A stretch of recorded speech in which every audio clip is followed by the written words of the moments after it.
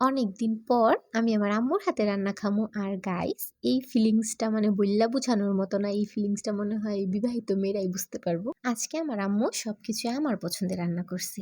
প্রথমে নিয়ে আনিছি হইলো কচু শাকের তরকারি, আর এটা আম্মু আলু দিয়া আর চিংড়ি মাছ দিয়া রান্না করছে, আর এটা খাইতে খুবই খুবই মজা আছিল। তারপর আমি নিয়ে আনিছি আরেকটা তরকারি, এটা হইলো মাছ ভুনা, এটা মেবি ঝাটকা ইলিশ মাছ।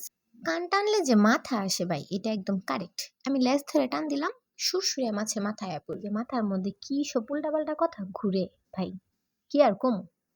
আচ্ছা গাইস, সবকিছু বাদ, এখন আমি শুধু খাওয়ার কথা কমু, মানে কেমন লাগছে, রান্নাটা কেমন করে করছে এগুলাই শেয়ার করবো, উল্টাপাল্টা কথা কিছুই কমু না। তারপর আমি নিয়ে নিছি আরেকটা মাছের তরকারি, এটা হলো আম্মু টমেটো দিয়ে আলু দিয়ে রান্না করছে। কিছুদিন আগে আমি আম্মুর ফোনে বলছিলাম যে টমেটো দিয়ে আলুর তরকারি আমার কাছে অনেক ভালো লাগে, তো আমার আম্মু সেই কথা অনুযায়ী রান্না করছে, আর ওই তরকারিটাও মজা ছিল। তারপর আমি আরেকটা তরকারি দিয়ে ভাত খাওয়া শুরু করে দিছি। এই তরকারিটা এত বেশি মজা ছিল, আমি ভিডিও করার কথা ভুললাই গেছিলাম, অর্ধেকটা মাছ আমি অলরেডি খেয়ে ফেলাইছি। এরপরে আমার মাথায় আইছে, আল্লাহ, আমি তো ভিডিওই করলাম না। তো এটা ছিল বেগুন দিয়ে আলু দিয়ে রান্না করছে, আর একটা মাছ, দুইটা মাছ কি নাম আমি নিজেও জানি না। তারপর আমার খুব পছন্দের একটা জিনিস আসছিল আম ডাল। অ্যান্ড লাস্ট আইটেমে খাইছিলাম হলো দই, আর এই দইটা আমার খাওয়াইছে আমার ছোট ভাই, আর দইটাও খুবই মজা।